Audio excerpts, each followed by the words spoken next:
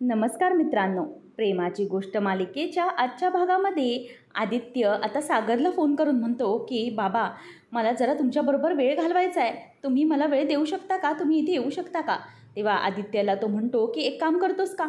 तू इथेच येतोस का? नाही म्हणजे इथे सगळे असतील ना, तर आपल्याला एकत्र मजा करता येईल. काय वाटतंय तुला? आदित्य म्हणतो की चालेल पप्पा, मी येतो, हरकत नाही. आणि आदित्य आता यायला तयार झालेला असतो. नंतर आता सागर मुक्ताजवळ येऊन तिची माफी मागून म्हणतो की सॉरी, ॲक्च्युली मीच तुम्हाला इन्सिस्ट करत होतो की आपण फिरायला जाऊया, पण आता आदित्य आल्यामुळे मध्येच प्लॅन कॅन्सल झाला आहे. तेव्हा ती म्हणते की अहो त्यात काय एवढं, ठीक आहे ना, आपण फिरायला जाणारच होतो बाहेर, पण आता आदित्य येतोय म्हटल्यावर आपण इथेच थांबूया. आणि तुम्ही सॉरी कशाला बोलताय? उलट तो सगळ्यांसोबत वेळ घालवेल तर त्यालाही आनंदच होईल ना. म्हणूनच मग आपण त्या सगळ्याची तयारी करूया. बरं, एक काम करते, आता मी पटकन तयार होते, फ्रेश होते आणि त्याच्यासाठी गाजरचा हलवा बनवते. आणि त्याला गाजरचा हलवा खूप आवडतो ना, मग मी बनवते त्याच्यासाठी. असं म्हणून आता मुक्ता म्हणते की तुम्ही प्लीज वाईट वाटून घेऊ नका, आपण त्याच्यासाठी काही करतोय तर आनंदच वाटेल. आणि तुम्ही आणि आदित्यने एकत्र वेळ घालवलात तर ते बघून मला जास्त आनंद होईल. तुमचा आनंद बघून मी खुश होईन, ठीक आहे ना. चला मी फ्रेश होते. असं म्हणून ती तिथून आता तिची साडी घेऊन निघून जाते. आणि मुक्ताचा तो समजूतदारपणा पाहून सागर आणखीनच आता मुक्ताच्या प्रेमात पडलेला असतो. त्यानंतर इथे आता सावनी ही बसलेली असताना तिथे आदित्य येतो आणि म्हणतो की मम्मा, मी निघतोय पप्पाकडे जायला आणि पप्पाने मला बोलवलं आहे. तो म्हणाला आहे मला की आपण दोघे एकत्र टाईम स्पेंड करूया. तेव्हा सावनी म्हणते की अच्छा ठीक आहे, मग तूच तिकडे जातोयस तर हरकत नाही, जा मग. तेव्हा ती त्याला जायला सांगते. तो तिला मिठी मारतो आणि म्हणतो की मी जातोय हा पप्पाकडे. तेव्हा तिथे तो निघत असताना सावनी विचार करत असते की जा जा तिकडे जा, मग मी पुढे बघते की सागरचा आयुष्यातला आनंद कसा हिरावून घ्यायचा ते. सागरला कशाप्रकारे हरवायचं हे मला चांगलंच माहिती आहे. आज मजा मारून घेऊन दे, पण नंतर नाही मारता येणार त्याला. तर मुक्ता फ्रेश होते आणि ती आरशात बघते तर तिला अंगावरती लाल लाल रॅशेस आलेले असतात. ती म्हणते की हे काय झालं आहे मला. ती खूपच घाबरते. काही खाल्लं तर नाही असंही ती विचार करते. तर स्वाती इथे विचार करत असते की मुक्ता, तुला काय वाटलं मी तुला इथे सुखाने जगू देईन का? तिथे माझा कार्तिक हा जेलमध्ये मच्छर चावत आहेत त्याला आणि लाल लाल झालं आहे पूर्ण अंग त्याचं, आणि तुला इथे मी बरी शांत बसू देईन. म्हणूनच तिला तिचं कारस्थान आठवतं.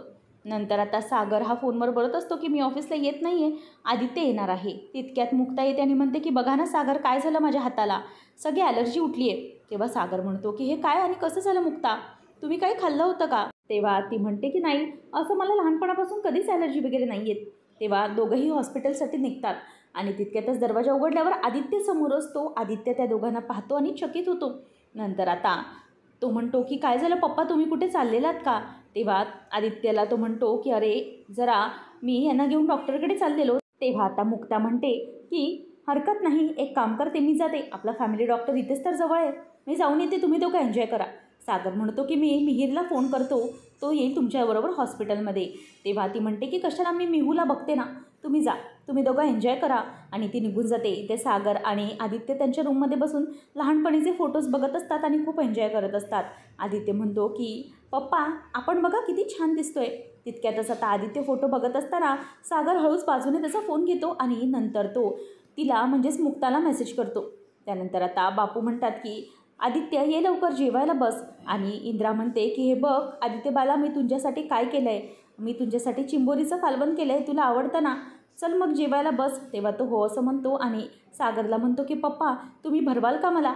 तेव्हा आता सागर त्याला भरवायला बसतो आणि सागर आता त्याला भरवत असताना सगळेजण त्यांच्याकडे आनंदाने बघत असतात. सागर म्हणतो की हे घे बाळा आदित्य, खाऊन घे. आणि तो त्याला भरवत असतो आणि त्या दोघांचं ते प्रेम पाहून इंद्रा, बापू, स्वाती सगळ्यांनाही छान वाटत असतं.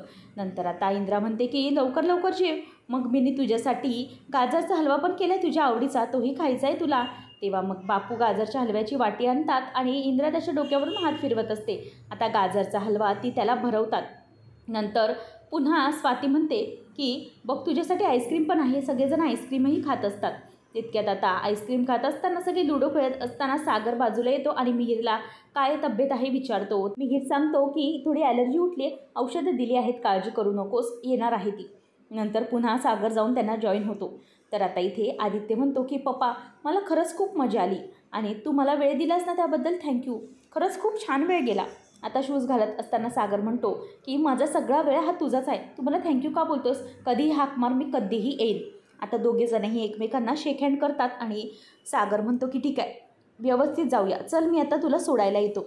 त्यानंतर आता आदित्य आणि सागर दोघेजणही निघालेले असतात आणि त्याच वेळेला तिथे आता इंद्रा ही त्याला बाय म्हणायला आलेली असताना समोरूनच तिथून मुक्ता येते. सागर तिला विचारतो की डॉक्टर काय बोलले. तेव्हा बापू म्हणतात की काय डॉक्टर, सुनबाई काय झालं काय. तेव्हा ती म्हणते की काय नाही, छोटीशी ॲलर्जी उठलेली, औषध दिले डॉक्टरने, बाकी काहीच नाही. आता आदित्य आणि सागर दोघेही लिफ्टमध्ये जातात आणि मुक्ता त्यांच्याकडे बघत असते. आणि इथे स्वाती ही कपड्यांच्या घड्या करत असताना तिला त्याची म्हणजेच कार्तिकची आठवण येते. कार्तिकने तिला कशाप्रकारे आईस्क्रीम भरवलेलं असताना सगळं आठवतं.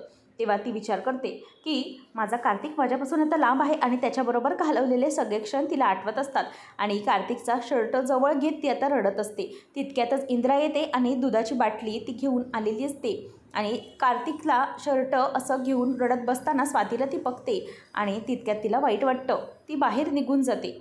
आदित्य घरी येतो. सावनीला म्हणतो की मम्मा, मी आज तिकडे वेळ घालवला, मला खरंच खूप बरं वाटलं आणि तुला माहिती आहे आज खूप मोठी गोष्ट घडली तिथे. पप्पाने त्या मुक्ताला सोडून मला प्रायोरिटी दिली, तुला माहिती आहे. तेव्हा ती म्हणते की काय बोलतोयस, कशाबद्दल बोलतोयस तू.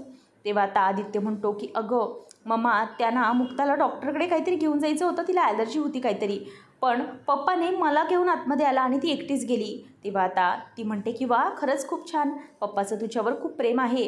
तेव्हा आदित्य म्हणतो की हो ना, मलाच प्रायोरिटी दिली तिला सोडून, पण मला कळत नाही पप्पाचं माझ्यावर इतकं प्रेम आहे तर तू, मी आणि पप्पा एकत्र का राहत नाही सईसोबत. तेव्हा सावनी म्हणते की हो हे शक्य आहे, पण पप्पाने मनावर घेतलं तर, कारण कसं आहे ना, त्याचा माझ्यावर राग आहे. तू एकदा बोलून बघ की आपण त्या मुक्ताला डिवोर्स द्यायला सांगूया आणि आपण सगळे एकत्र राहूया, हवं तर मी हर्षला पण सोडू शकते. त्याच वेळेला आता आदित्य म्हणतो की हो, मी पप्पाशी बोलून बघतो, मग बघूया काय होतं ते. त्यानंतर मुक्ता आता तिच्या कामाबद्दल फोनवर बोलत असताना इंद्रा तिकडे येते आणि म्हणते की सुनबाई, थोडा वेळ आहे का माझ्यासाठी. तेव्हा ती म्हणते की हो बोला ना मम्मी, काय झालं आणि असं का बोलताय, बसा बोला.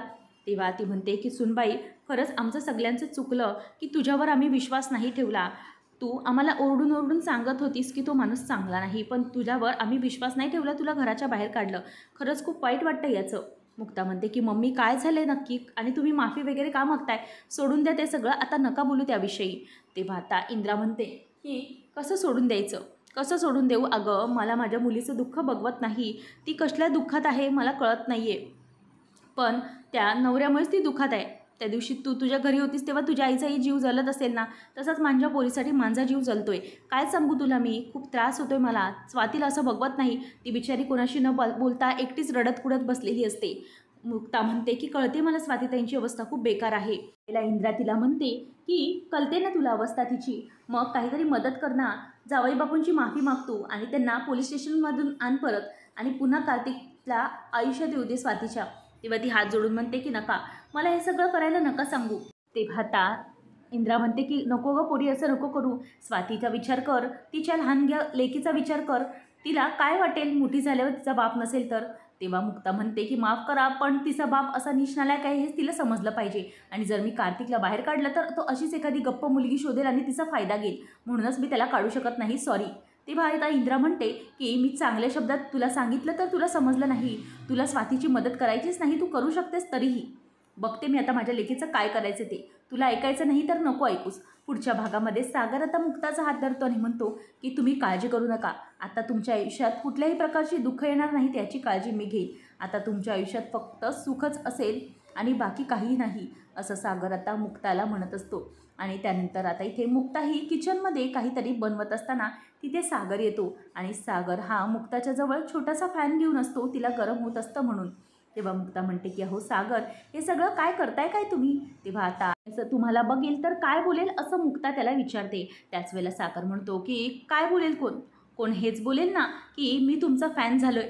आता हे ऐकल्यावरती मुक्ता हसायला लागते आणि त्याच वेळेला त्यांचं तसं बोलणं चालू असताना समोरूनच इंद्रा येते आणि इंद्रा म्हणते की अरे काय चाललंय काय तुमचा, काय झालं आहे काय तुम्हाला, असं म्हणून ती दोघांकडे आता बघत असते. त्याच वेळेला सागरच्या हातून फॅन खाली पडतो आणि फॅन खाली पडल्यानंतर दोघेही खाली बघतात आणि दोघांचंही डोकं एकमेकांना लागतं. सागर पुन्हा फॅन हातात घेतो आणि मुक्ताला वारा देत असतो आणि इंद्रा म्हणते की खरंच सागऱ्या, तुझं तर काही मला कळतच नाही, आणि असं म्हणून ती निघून जाते. सागर मुक्ता एकमेकांकडे बघतच राहतात. सागर आणि मुक्ता लाजत लाजतच उभे असतात. अशाच मालिकांचे अपडेट जाणून घेण्यासाठी आजच आपल्या चॅनलला सबस्क्राईब नक्की करा.